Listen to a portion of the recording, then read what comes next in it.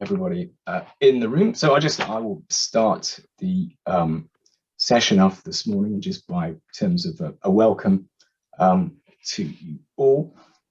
This is the British Chamber of Commerce Quarterly Economic Survey, which is the largest business independent survey in the UK and a significant economic survey and the most representative survey of business of its kind in the UK.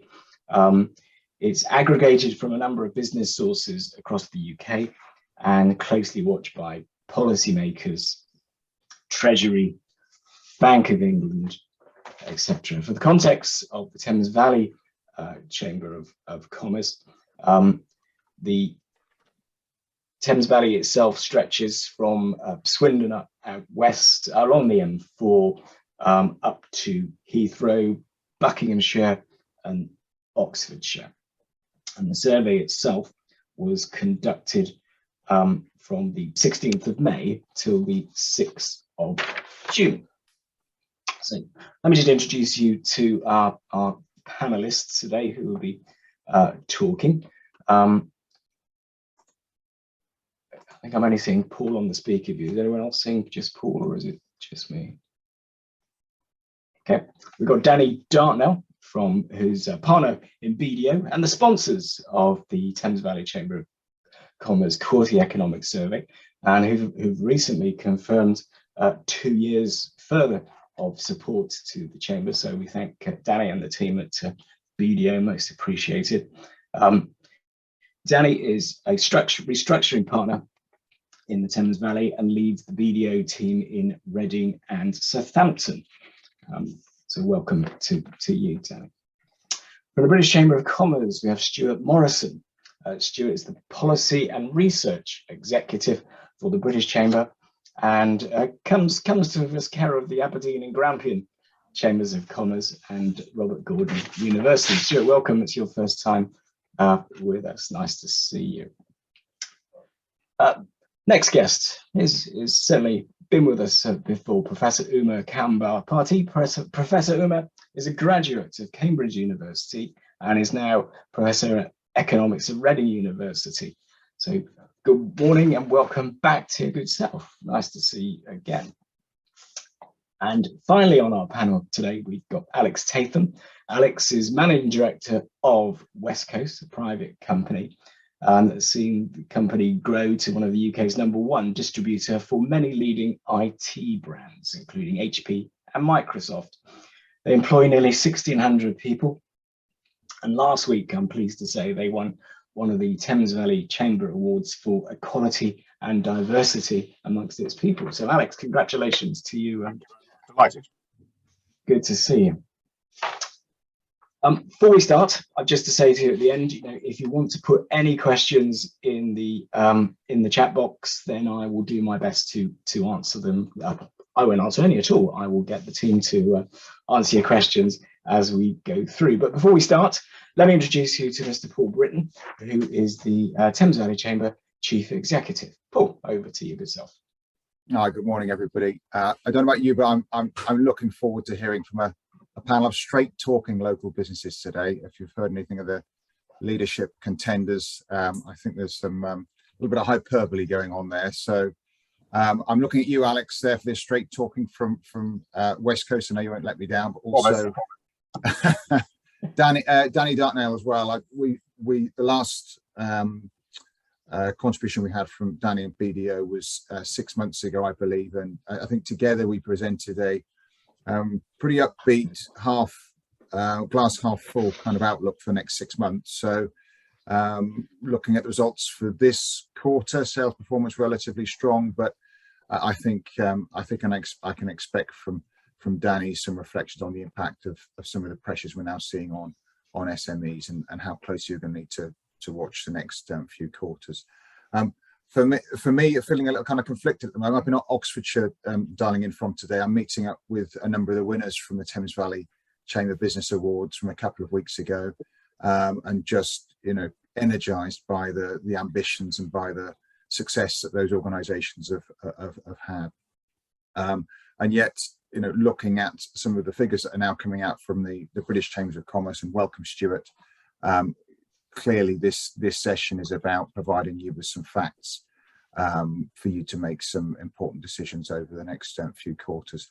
Final reflection from me before we kick off is you might see from Stuart at the British Chambers of Commerce, from his colleague Ruby McGregor-Smith, the article that was in the Telegraph on Saturday. If you haven't seen that, it does reflect the sentiment that I'm hearing from businesses. The title of the article is "This Lame Duck Government is a Disaster for Business." And I'll share the article with you. I mean, the reason why I'm raising that now is because Ruby, who is actually a Conservative peer, she does point to a lot of the statistics that we see come out of the quarterly economic survey around the challenges in recruitment and in supply chain and in trade confidence as well. So these surveys are super important, super important, particularly right now, because they're going to help us to inform policymakers about what is or isn't working. And of course, we're in the middle of a fairly chaotic political climate at the moment, so probably more important than ever. So I'll leave it there. I'll just say thank you again for joining us, and I'll wrap up at the end. Thank you.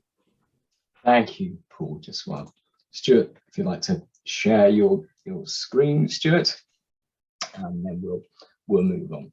So after Stuart, Stuart, if you're ready, you can start sharing now. Yeah, there we go. Perfect. Great, thanks, Tim. Hopefully that you can see that just in the introductory slide. Great. So I'll run through some slides today. I perhaps don't have the same way with words as our president Ruby, but I'll run through some of the facts and statistics that we found in our most recent QES survey, and we will take it from there. This is, as Tim mentioned, our quarterly economic survey for Q2 2022. You can see a brief introduction here as to what the QES is. I know that Tim's already touched on some of those things, but just to reiterate that as part of the BCC's research program, we run our quarterly economic survey and a series of 4 thematic business surveys per year. And those are asking about all sorts of different things, from trade, COVID, skills, net zero.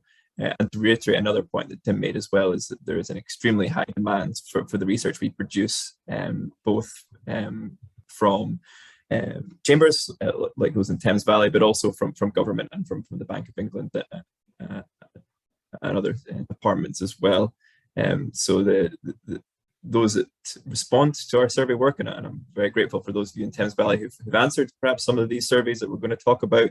You can be really confident that the answers you give are then put directly in front of those people that make the decisions that affect your business. So it's a fantastic loop.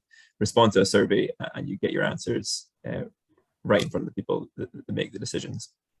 This QES, so Q2, as Tim mentioned, ran from the 16th of May to June the 9th. You can see that in terms of respondents, it's the same. It's pretty consistent and has been for a number of years in terms of who answers it. So you can see that around half are exporters, which is reflective of the Chamber of Commerce membership more generally. About a quarter manufacturing, and a significant majority are SMEs. And overall, we have about 5,700 responses. In terms of a quick admin point, just to flag that what we're measuring here, or what the QS looks at, is not the value or the magnitude of the change that's occurring, but really an indicator of the direction of change, upwards or downwards, in terms of these indicators. So it's not measuring the scale of the change, but really just the direction of travel. But we can discuss that in more detail as we go through some of the findings. Just to flag, as well as the engagement we get from government, we also get extremely good press coverage for our surveys as well. And you can see there just a selection of those. That's actually the findings from Q1, but we got equally good coverage for Q2 as well. That's national, but I know locally as well. You may have seen coverage in local media as well.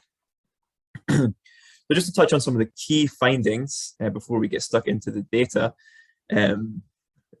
I think we'll be around 10-15 minutes or so just to go through some of the stats. I think we could really be here for hours picking through everything, but we'll do a quick kind of top line run through.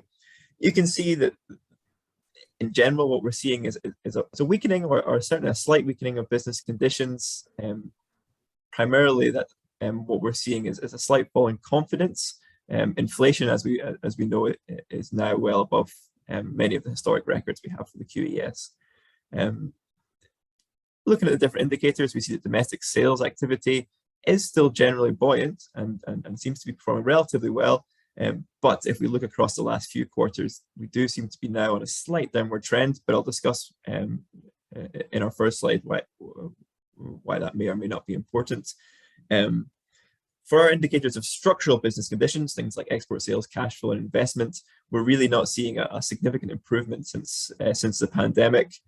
Similarly, since the pandemic, we're seeing recruitment difficulties remain high, and in some cases, for some indicators, those are record highs. And as you'll be well aware as well, inflation indicators really now are far beyond anything that we've really seen before in the QES. So we'll spend a bit of time picking that apart and seeing where we are. One of the things this quarter that's slightly changed is the indicators we have for confidence. Businesses, by their nature, or tend to be relatively confident, but what we're seeing this time is a slight decline in confidence levels just for one quarter. So we'll look a little bit later as to whether we should be worried about that or not. One thing that we're seeing, and again, this is a really early indicator, so we don't want to put too much emphasis on it, but it is worth flagging now as something we want to monitor, is that the picture for retail, wholesale sector seems to be a slight outlier, and we'll have a look across the indicators as to why maybe that is. I think, as Tim mentioned, if you have any questions, you can pop them in the chat, and then potentially we'll address them at the end of our discussion. Apologies, we might fly through some of these stats quite quickly because there's a lot in there and we don't have a whole lot of time, but I'll flag the ones that I think are really important to look at. So first of all, looking at domestic sales, and just to give us a little bit of context, you can see in that chart on the left-hand side, at Q2 2020, where you see that big chunk of red up to 73%, that was the start of the pandemic, where red indicates a decrease, blue an increase. You can see that's when, understandably, domestic sales dropped quite significantly. And then what you see following on from that is a few quarters of relatively modest recovery, and then a big bounce in Q2 2021, where the recovery sort of started proper. And you can see that's relatively continued up until now, Q2 2022. And quarter on quarter, there's not a significant change, maybe 2 or 3 percentage points each quarter, which we would consider really to be within the margin of error, so not hugely significant quarter by quarter. But if you take the last perhaps 4 quarters, you can see that there is a slight downward trend now beginning to occur. And if you look at the line chart on the right-hand side, where we use a net balance, you can see that line, the red for services and black for manufacturing, that is starting just to dip down a little bit at the moment. Now, of course, we did see a big boost in sales in the recovery from kind of Q2 2021 onwards. It wasn't always going to remain at that high level, so the fact that it's ticking down a little bit is perhaps to be expected, but it's worth flagging now to see if that continues to drop down perhaps below pre-pandemic levels, or whether it returns to a relatively stable percentage point in the next kind of few quarters. Breaking that down by sector, you can see that the firms, marketing and media firms, are most likely to report an increase in sales, while for the first time the theme emerges that retail and wholesale are among the least, just at 33%, expecting an increase in sales. So we'll come back to that point about the slight differentiation between other sectors and retail and wholesale, but just to flag that's what's occurring here when we look at the sector breakdown. Looking at export sales, you can see that the export sales have held since the pandemic at a slightly lower level than domestic sales. We haven't seen that big boost that we saw in domestic sales around about Q1, Q2 2021, but they have held pretty consistent. In fact, actually, if you look at that increased figure from the last 3 quarters, they've held pretty much exactly at 29%. So we haven't seen the big boost recovery, but they have been holding relatively well. One thing again to flag that we're seeing in that line chart on the right-hand side is a divergence between manufacturing and services, where services is looking at on a slight upward trend, whereas there looks to be a slight downturn on manufacturing.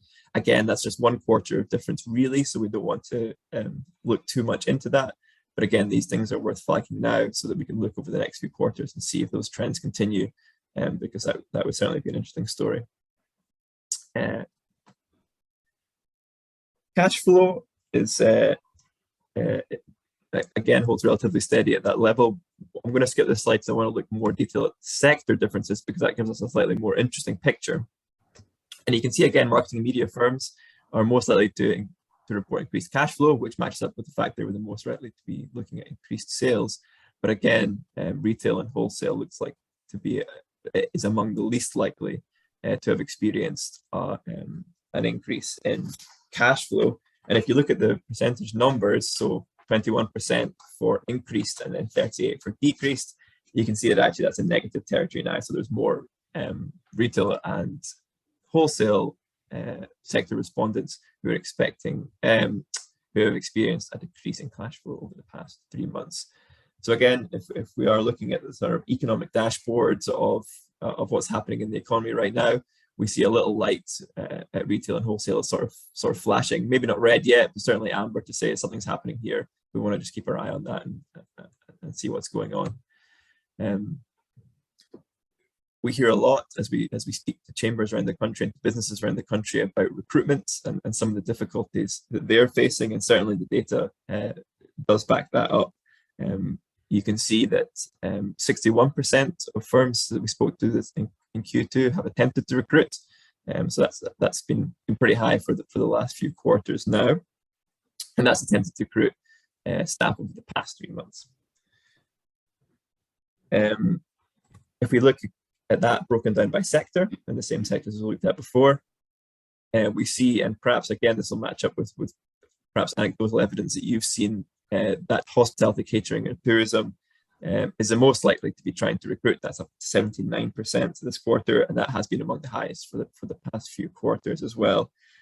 Again, if we want to flag an outlier, retail and wholesale, it's 50-50 between those who have looked to increase and those who haven't.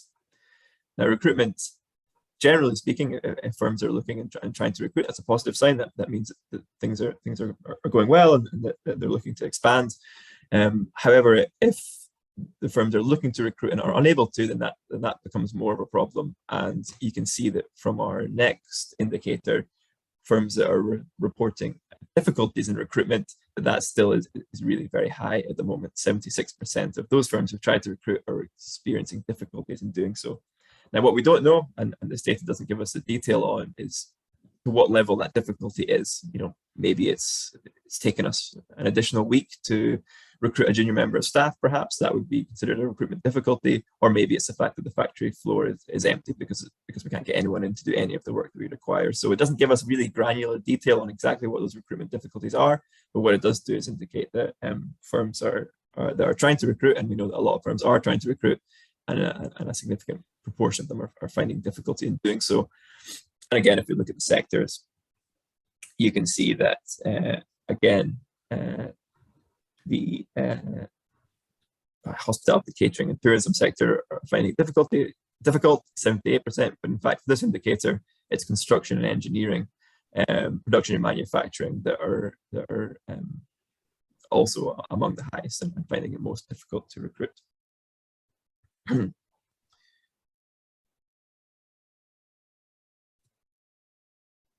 So the next couple of slides we're going to look at are what we would sort of consider to be confidence indicators. So what we're asking firms within the next or over the next 12 months, do you believe that your business's turnover will improve, it will increase, decrease, or remain constant? And as I mentioned at the start, generally we've seen, and you can see the historic data there, across many challenging business periods, you know, even after the pandemic, we saw that businesses remained relatively confident, you know, and of course, why not? Because if you're not expecting a turnover in the next 12 months, then why would you be in business? So it's a generally strong indicator. We know that business people are robust and confident in their companies.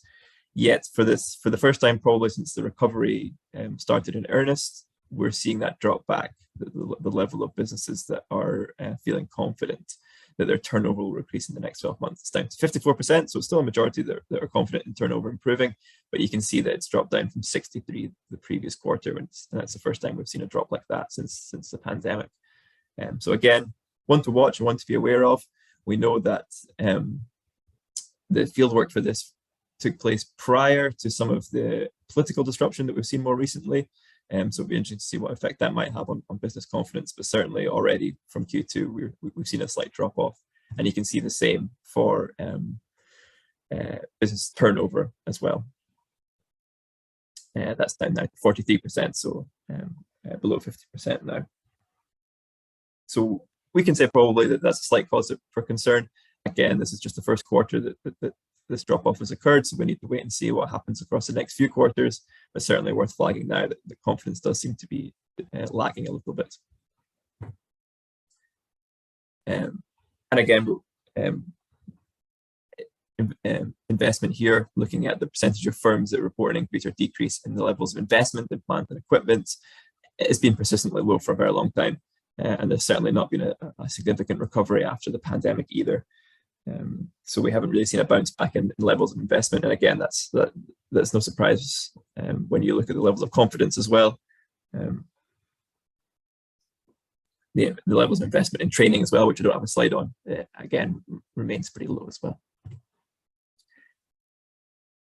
So again, I'm all just rushing through this data very fast. I know that there's lots of things on the screen, and we're kind of just picking out one or two stats, but I wanted to get into this section quite quickly and talk a little bit about inflation, because as you can see, and as the charts there indicate quite clearly, this is now off the charts in terms of our measures. You can see that the chart on the left-hand side shows that over the next few months, do you expect the price of your good or service to increase, decrease, or remain constant? And you can see quarter on quarter, the proportion of firms that are saying they expect the prices to increase continues to grow. It's not a case that there was, a few quarters where a large proportion of firms expected the prices to increase, and then it's kind of leveled off. What we're seeing is it continued to grow, and it doesn't really show any signs at the moment of leveling off at any point. You can see the line chart on the right-hand side indicate that really clearly. For both manufacturing and services, the proportion of firms expecting the price to rise it continues to go up, and we're not really seeing any sort of end to that at the moment, which as I'm sure you're aware, it is very worrying for firms, and something that is at the forefront of a lot of businesses' minds at the moment.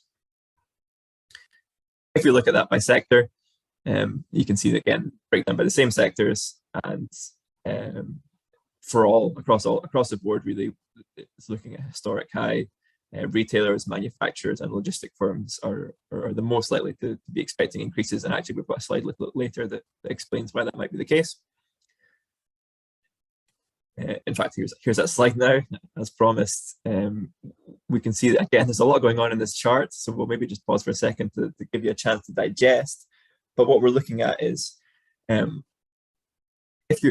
your business is suffering pressures to raise its prices, what is causing that? Where is the pressure coming from? And the things we're looking at is fuel, excuse me, raw materials, finance costs, utilities, and labor costs. And you can see they're color coded as to which ones are which. So the sectors that are experiencing the most pressure to increase prices, for example, if you look at production and manufacturing, you can see there that raw material costs 90%.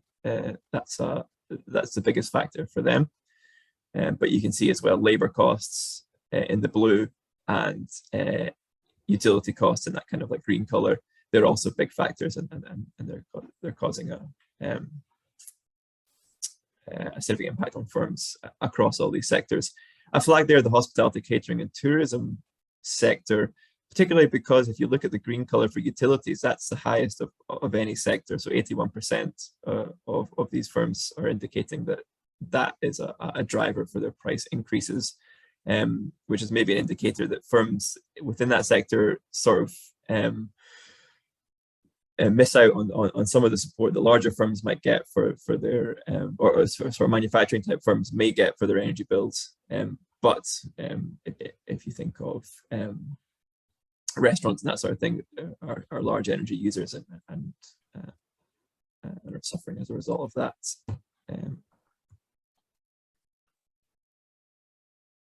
Just skip on to the next slide. Oh.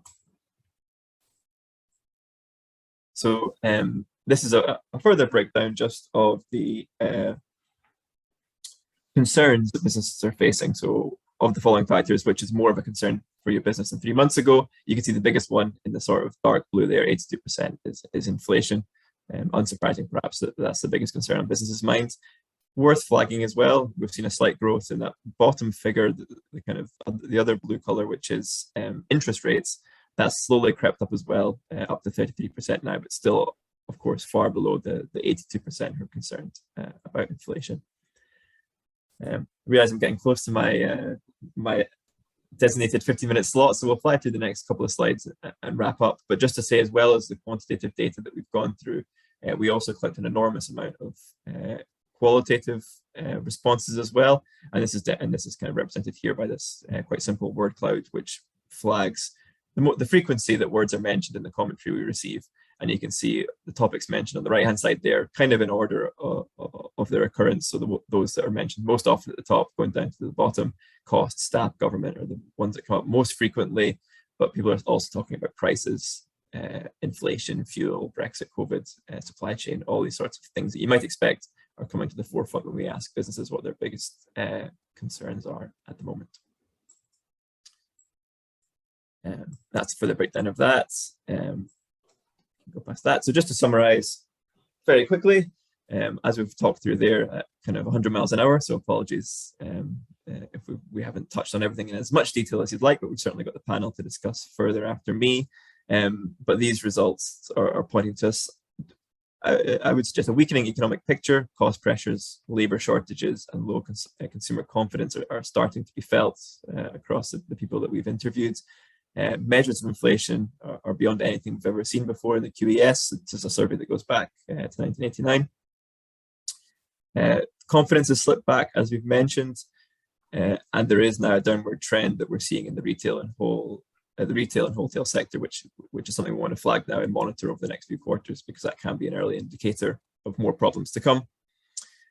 And of course, all these things that we've mentioned does have a knock-on effect for things like cash flow, investment, and the other indicators that we've talked through. So once again, thanks very much for your time to talk through those findings. We could have talked for hours and hours about everything within that survey, but that was just a quick top line look.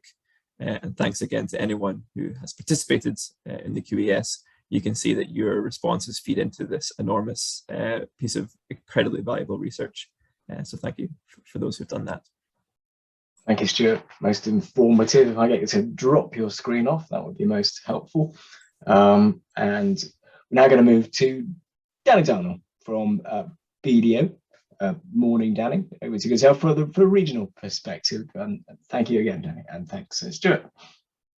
Morning, everyone. And first of all, thank you very much for inviting me back to speak to you about the 2022 Q2 economic survey results. As Tim said, my name's Danny Dartnell. I'm a partner at BDO, and for my sins, I'm also a licensed insolvency practitioner, and that means I work and specialise with advising businesses that are going through some sort of stress or distress, and that could be all the way through from sort of early stage profitability issues through to potential failure and the appointment of liquidators or administrators. Now, I'd like to believe I've been invited to speak to you this morning due to my relaxed and informative presentational style, but I've no doubt that my experience and my role as an insolvency practitioner is a factor as to why I've been invited back to speak to you today. Now, today's webinar is all about the second quarter's survey results, but as Tim said, this is also my second opportunity to speak to you as part of this regular economic update. The last time I spoke to you was regarding the fourth quarter of 2021. And for those of you who dialed in at that time, you'd have heard me speak about the volatility in the UK, the global economies, and in particular the difficulties the companies were facing in being able to accurately project or predict what was going to happen. And I joked about leaving the preparation of my presentation till the very last moment to try and safeguard against the fact that the market was moving so quickly that anything I prepared up to a week before would have been out of date. And I guess from that perspective, given what's going on with the government, with Ukraine, these sorts of things that weren't factored in 6 months ago, I guess there's a real sense of deja vu. And part of me thought about just recycling my presentation from last time, because much of what I spoke about still holds true. So we all continue to operate in a very difficult market. It's certainly still challenging for many companies in certain sectors, construction, social care, manufacturing, just to name a few. It's still really difficult recruiting quality individuals to fill those open vacancies. And the impacts of Brexit are still being felt, particularly regarding difficulties with logistics, importing and exporting efficiently. And of course, now on top of all of this, with changes in government, with Ukraine, we've now got spiraling inflation, cost of living crisis, rising interest rates. But if over the last 2 years, I'd had £1 for every time someone said to me when I told them I'm an insolvency practitioner, or I bet you've been busy, then I would be rich enough not to need to do these Chamber of Commerce webinars anymore. And the truth is, despite all these challenges that we've had over the last 2 years, the number of corporate insolvencies has actually been at historic lows, particularly if you're looking at administrations, which is the sort of the bellwether, for mid corporates, and that was down 70% last year. And the reason for that is that the government initiatives that we've had to support UK businesses during the pandemic have had the desired effect. So we've had the furlough scheme, we've had HMRC forbearance, we've had restrictions on creditors and landlords being able to take enforcement action, and of course a huge amount of debt being made available to pretty much any business that needed it through bounce back loans or CBILS facilities. And these have effectively propped up the UK economy during this difficult time. But the difference between now and then is the tide has turned in respect of that support. There is now very limited access to government-backed schemes. Furlough has long since ended, and in our experience, recent experience, HMRC have definitely started to take a more aggressive stance with companies that are either requesting new time to pay arrangements, or those who are now reneging on agreements or arrangements which were previously agreed. Landlords will also be in a position to start taking enforcement action against tenants who aren't currently paying their rent. But how does all of this sort of anecdotal, experiential evidence translate into the statistics we've just been listening to? Well, if I had to summarise the results for Q2 in one sentence, I'd put it like this. I'd say there's still quite a bit of optimism, but definitely a fallback from the highs of Q1 earlier this year. So, for example, we've got 65% of local businesses believe turnover is going to improve. Sounds great, but actually it's one of the lowest statistics from over the last 5 quarters, and down from 79% last quarter. And that's a really interesting result, as I would have expected, given all of the inflationary pressures we've got on businesses, but that result would have gone up more. Possibly a sign that not all of these input price pressures are capable of being passed on. Potentially volumes down offsetting those price increases. 47% say UK sales have increased, but that's also the lowest result for the last 5 quarters, and down from an average of 53% over the last 12 months. Understandably, we've got 80% of businesses of those surveyed citing inflation as more of a concern than 3 months ago. That was only 31% this time last year. And I guess given the huge hikes that we've got in energy costs and wage inflation, that's not a surprise. And we also continue to see difficulties in companies being able to recruit the staff they need. 70% of those surveyed experience those difficulties. Now that's roughly the same as Q1, but it's a big rise when you look at that compared to 12 months ago when it was just 45%. But loads of positives to take from the results as well. And it looks like the Thames Valley region continues to be resilient in the face of all this uncertainty. So only half of those surveyed are operating at full capacity. So that means that there is space to deal with a rise in demand for UK goods and services. 57% believe profitability will improve, which is in line with last quarter and previous results from last year. So it looks like companies believe they can be passing on these inflationary pressures. And for me, I think this is one of the most important statistics that I saw. We're also seeing continued investment plans for staff and plant and machinery. That stayed pretty constant over the period. So companies do feel able to invest in their medium to long-term futures. And finally, demand from overseas remains strong. Orders and bookings from outside of the UK has increased 29%. So that's the highest result since the middle of 2021, when it was very similar at 30%. So lots of positives in there too. But for me, the real question we need to be asking ourselves is, so what? What can we actually do, to try to mitigate the effect of all these macroeconomic events? What steps should we be taking to remain resilient? Now, the reality is that we've got a diverse set of businesses dialing into this call, and the key drivers for you and the risks that you're facing will also therefore be diverse. But a couple of weeks ago, I did a presentation to the Independent Schools Bursars Association annual seminar up in Birmingham. And I gave them 4 pieces of advice, and I'm aware that we're unlikely to have any independent schools dialing into the call today, but actually the advice I gave them, I still think holds true across the piece. So the first piece of advice is you need to be engaging with your stakeholders. Now, when I talk about stakeholders, I really mean anyone who has an interest in the business outside of the management team, so shareholders, lenders and customers. But what I'm really driving at here is your secured lender. Now, there's an old story, an old adage that your bank will happily lend you an umbrella whilst the sun is shining, talking about today, but they'll ask for it back as soon as it starts raining. But in my experience, that's not actually true. When banks ask you to repay debt, it usually comes from a position where there's been a request for additional support or forbearance, but without any pre-warning. So, i.e., a lack of engagement from the company before that request is being made. And I can tell you, because I've spent 2 years working at two of the large banks. Banks hate surprises. Now, there's no doubt that over the next 12 to 24 months, it's going to continue to be challenging, and there are real prospects that businesses are going to need that bank support to get them through difficult moments. That could be short-term increased facilities, it could be debt repayment holidays, it could be covenant waivers, whatever it might be. But if you're engaging with your lender in advance of that request, it will significantly enhance your prospects of getting that support. So feel free to be open with your RM or your RD about any concerns that you've got, risks, vulnerabilities. You could even quantify those if possible.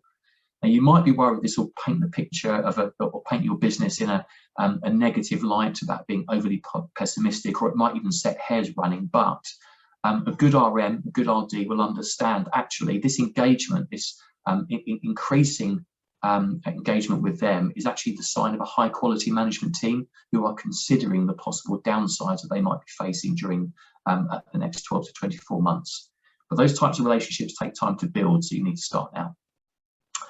The second piece of advice is around contingency planning. Now, look, we all know things rarely pan out as we expect them to, and this is particularly true at the moment given the headwind we're facing and have been discussed. And you'll have heard of the saying that you should hope for the best but plan for the worst.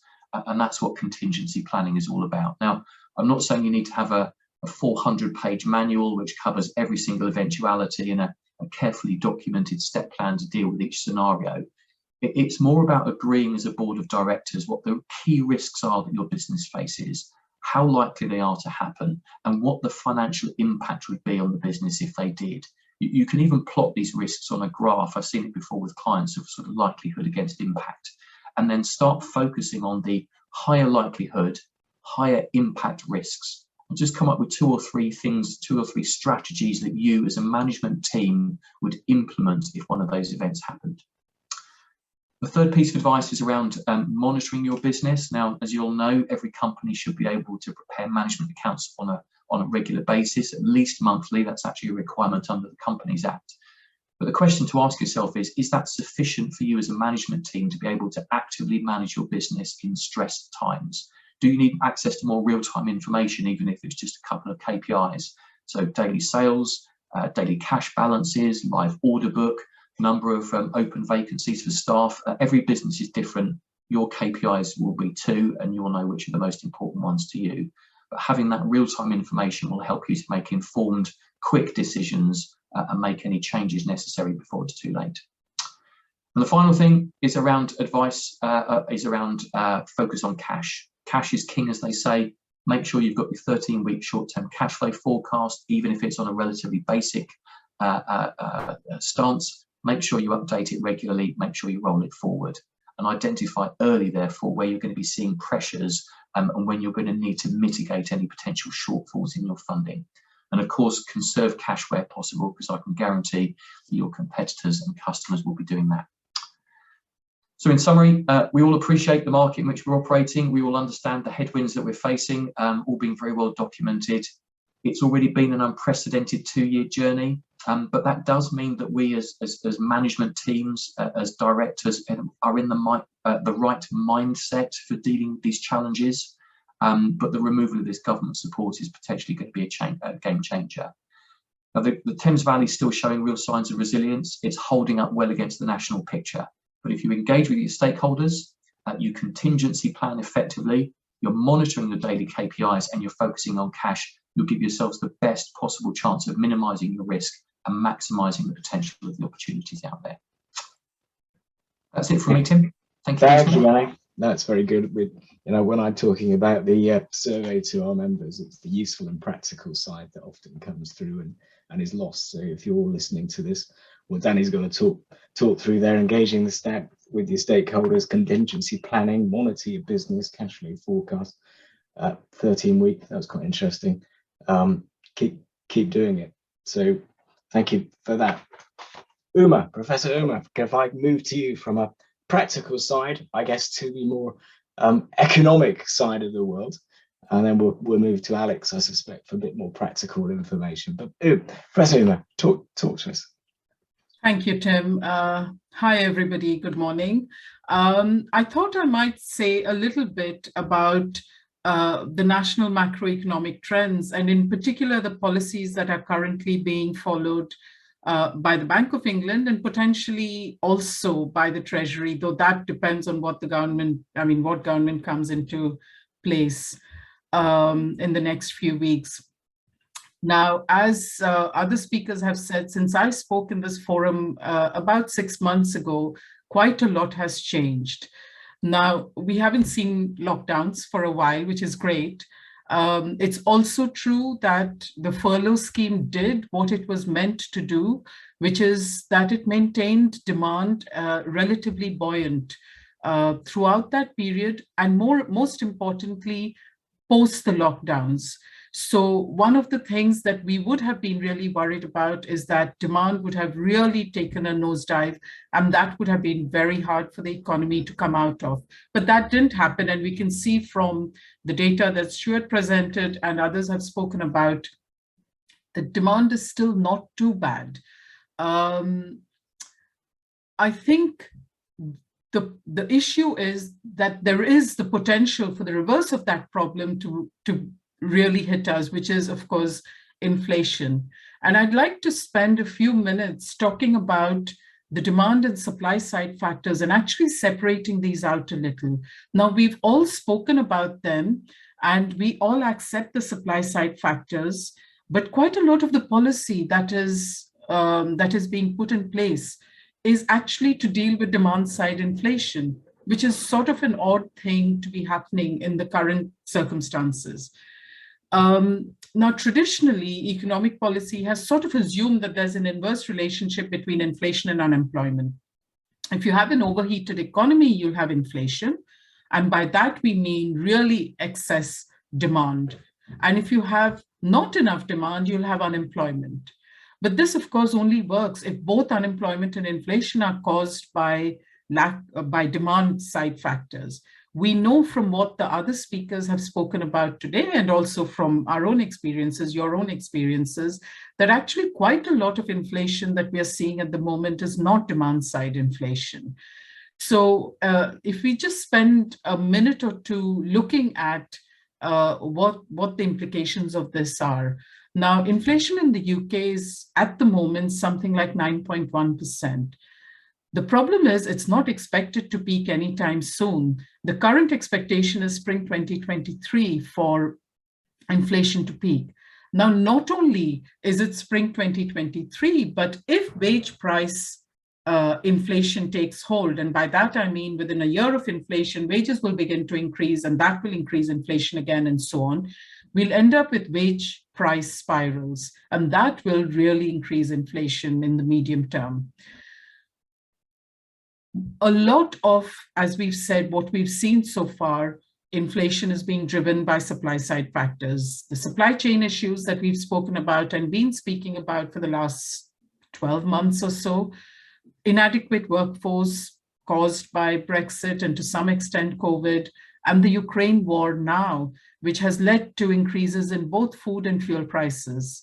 In addition, of course, many of the inputs into agriculture also come from Ukraine and Russia, and that has put further pressure on agriculture and anything that is dependent on agricultural output.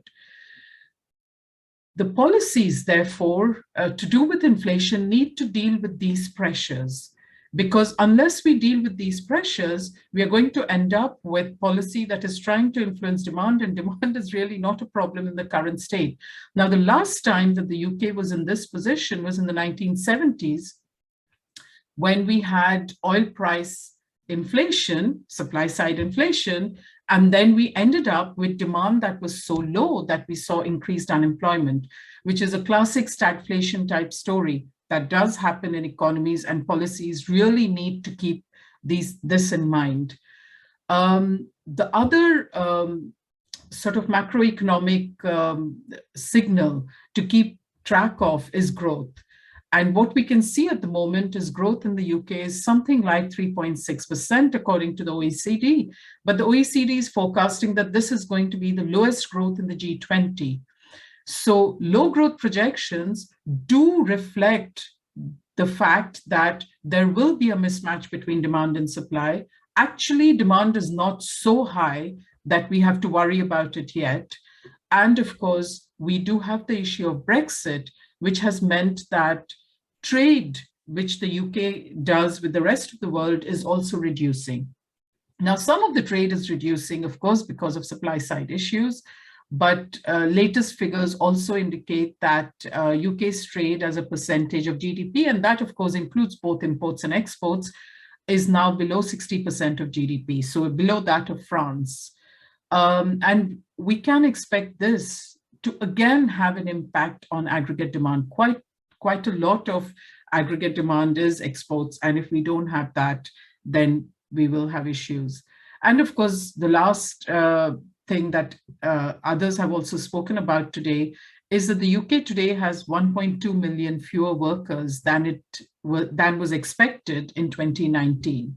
This, of course, having fewer workers means less demand. It also tightens the supply side constraints. So we have the pressures happening now from both sides. So we have both demand and supply side problems. And if policy is going to actually be effective, it has to separate these out. The Bank of England has begun to increase interest rates. If we think about how interest rates work, they're actually meant to dampen down demand. Now, the second thing interest rates are meant to do is to dampen down the wage price spiral. Now, the wage price spiral hasn't taken off just yet. So reducing interest rates at this point in time is just going to be reducing demand. Maybe that is a policy that they want to follow, because if that is done, then demand will come back in line with supply, and you might have less inflation, but of course that will decrease growth. The flip side to that is you ease the supply side constraints and allow demand to determine the amount of supply. That will be accompanied by increased growth. So I think the position the Bank of England has taken, it's a bit tentative at the moment, sort of small interest rate increases. I'm not sure how effective they're going to be, given the current current characteristics of inflation and growth in the UK economy. The other policy, and I'll end with this, the other policy, of course, is that of tax cuts.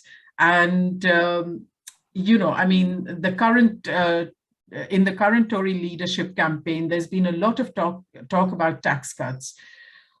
Taxes are approximately 35% of GDP in the UK this year. Now, most of the candidates are pledging to cut them. The positive side to this is if they're appropriately targeted, i.e. not targeted at the rich, then these tax cuts might actually boost demand and improve prospects for growth. But of course, that will only happen if we remove this or sort of loosen the supply side constraints. You know, reducing taxes, increasing demand is not going to help at all if the supply side constraints remain in place. So growth in the UK is going to require a bit of both, you know, working on the supply constraints, which, by the way, is really difficult given that quite a lot of supply constraints that we face are currently internationally determined. And of course, also working on demand. I'll stop there and, you know, we can have discussion later. Thank you. Perfect. Thank you, Professor Omer. Thank you so much. Alex, I could see you nodding away to everything that Uma was talking about there. Perhaps you'd like to give your scope and feel of how you're seeing trading conditions and the world at the moment. I'm delighted to. Lies, damn lies and statistics.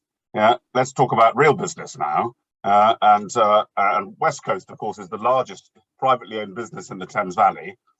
But interestingly, I can back up some of them because we would fit into that retail and hospitality chart that was being shown to us. And there's no question that the retail side of our business, i.e. selling into retailers, has definitely diminished over the past 6 months or so, and does not show great signs of turning the corner, even as we approach sort of peak period of Black Friday and the Christmas time, as retailers are beginning to stock up for that now.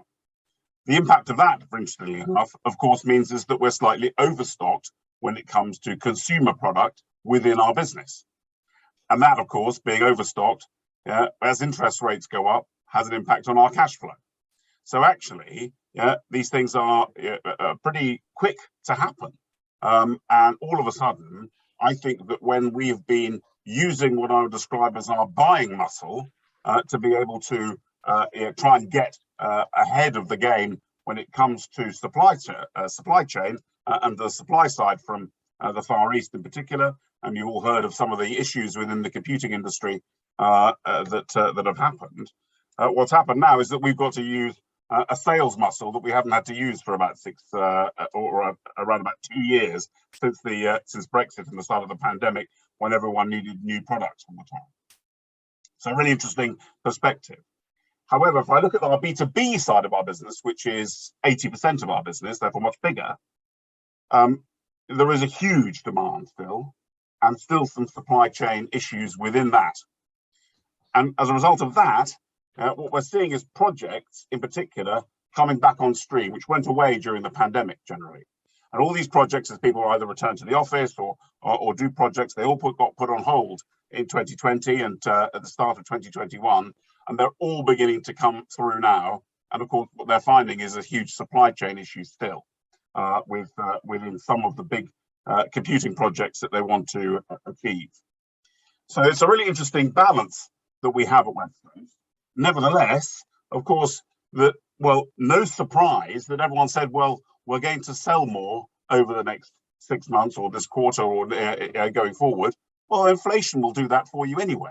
So the question should have been, are you going to sell more than the inflation numbers? What are your units going to be doing? And I think you'll see most people's units are fairly flat when they come to what they're expecting. And are they going to make more money? Well, yes, of course they're going to make more money, because the inflation will make them look as though they're making more money. But of course, it won't necessarily be really more money. So I think that one of the things that we need to look at in the quarterly survey is a much better description of really where you're making. Are you making more money than you're expecting inflation to go up? Because that, I think, is really where there's a true growth within the business. The good news is the West Coast are. And given that we would be a bellwether business, really, as about 30% of the country's computers come through our business, and most of the ink and toner, and I apologise for all of you that have suffered in that particular space, that vast quantities of product comes through our business, and therefore you can see that actually West Coast will be selling more and more units than we did last year, and more product and overall make more money than our inflation numbers. that we anticipate. I couldn't agree more with Danny talking about making sure that you're managing your cash all the time. I think that's our critical #1 thing that we look about. We're a debt finance business generally, and we look at cash and our availability from our banks, and engaging with our banks is an actually critical thing. And I would advise everyone to make sure that you do that. There's no question, that is tighter than it has been for a long time. I was also struck, interestingly, there was no mention at all within the impact of sustainability in the world that we all live in now. And I know that has an economic impact, but there was no impression. And I think it's a critical focus for any business at the moment to really look at the sustainability impacts on a business and what they're going to have to do in order to be able to improve their own carbon ratings and to go down towards net zero. I think that has a major impact going forward, and certainly is a major impact in our board. And finally, perhaps something that you could often look at to say, well, what is a business like West Coast doing now that they didn't do maybe 12 months ago? Well, 12 months ago, I think that we held back all our investment. Whereas this year, 2022, we have invested in 6-7 new projects, huge amounts more cybersecurity, which is a really interesting area of the business, not only in our own cybersecurity, but also selling more products into the cybersecurity market, because that feels like the #1 issue on most businesses' agendas in terms of when they look at their risk profile in particular. And Danny, you mentioned that too. So if I'm looking at some of the things that are going on now within West Coast's own business, much more investment, real feeling of entrepreneurship, growth all over the place, in lots of different places, but definite squeeze when it comes to stock and retail. And interesting, actually, Alex, so Jonathan Lodges talked about saying that if we take the recruitment side and lack of people and more jobs than there are people, and the sustainability side as well. Increasingly, ESG has been something perhaps for businesses your size, but not for all, if that makes sense. And I think businesses are just beginning to realize, well, they haven't got to have ESG policies per se at the smaller end. They're now thinking about how can we bring that into our recruitment policy and things like that. So I think that is just bubbling away in there. But I think a lot of it is, where do we start? I think that's the key question for a lot of them. Well, from our business, as an example, we just hired a full-time sustainability officer who does nothing else but our sustainability. We're a big enough business, and obviously, one, care about it, but two, our customers are beginning to ask for it. And I think that's really the impact that you'll see, is when customers start asking for your sustainability and your ESG qualifications and your capabilities. And I'm certain that is going to happen as most people go on a path to net zero, no matter whatever size of your business. You're going to have to start measuring your carbon atoms, and I think that's going to be a really major impact going forward, and particularly it's going to cost us more. So actually, you're also going to see, I think, an inflationary pressure when it comes to not only energy because of the war in Ukraine and the general inflationary pressures, but you're going to see it because of sustainability. Thank you for that. And I'm mindful we're just running out of time, but there's a couple of questions which have come into these are general questions. So Danny, Uma, Stuart, feel free to dive in. Bank of England, quick response. Did they act too late? Did they leave interest rates too late? Danny, I can see you smile there. I was thinking I'll leave that one to the economists, I think. Uma, Tim, what was the question? Did the Bank of England leave the interest rates rise too late? No, well, no. I'm not sure. I think the Bank of England is working with interest rates only to influence expectations at this moment. It's not expecting it to have any real impact on inflation, though actually it does, because we've seen from Stuart's analysis that it's feeding into costs. But that's really not the issue the Bank of England is worried about. It's worried about rise in our expectations for wages and a wage price spiral picking up. I don't think it left it too late. I wonder if it was a little too early, because there is the potential for the UK going into recession if we are not careful about monitoring demand at the same time as supply. This is what happened in the 1970s. You know, you worry about inflation so much, all your policy, your macroeconomic policy is about dampening inflation, but what you're not seeing is what the cause of the inflation is, and so you reduce demand. Everything works with a lag, and before you know it, you've gone into a recession. So I do wonder if it might be a bit early. It's certainly too early to work on inflationary expectations. Perfect. And then back to the recruitment scenario, I think a lot of businesses are working on retention, but if we think about the recruitment side with 1.3 or 1.2 million more people that have more jobs than there are people, is it time to rethink immigration policy? And is it time perhaps to revamp the apprenticeship levy? And if Alex has used the apprenticeship levy. Well, we find it always very difficult to use the apprenticeship levy. Actually, we do the right thing. That may be the point. That may be the point. Perhaps it's too difficult. Yeah. I think that could be the issue. But we're pretty good at recruiting what I describe as people that we can retrain or train, and we're a great entry point into the IT industry. And actually, we don't find an issue recruiting at that point. Funny enough, the biggest issue was that you needed to be able to provide flexible working, because if you didn't recruit anyone. Yeah, that was really quite an interesting thing. So that changed our policy when we found that we were struggling to recruit, because we encouraged everyone back to the office, and that was a really interesting point, particularly for young people. And perhaps a question, actually, music theory is actually, Alex, I'm sorry to come back to you again on this one, on the digital economy. Provide tax incentives, not just for machines and wind turbines, but for operational expenditure to cover investment in digital services. Well, I think that there are some investment in that particular area. There's some R&D things that you could do at the moment, and tax efficient things to do. But I think a more effective government would really help. And I think that we're hopefully going to get one. But they need to get on with it. Which brings me in quite quickly. Paul, do you want to sum up what we've heard? Because I'm mindful we're just running over time. Yeah, we are running over, but I thought it's a really interesting conversation, not just on screen, but on the chat as well. I thought the response to Tony Bellis's question there about what realistically are the levers that government can pull.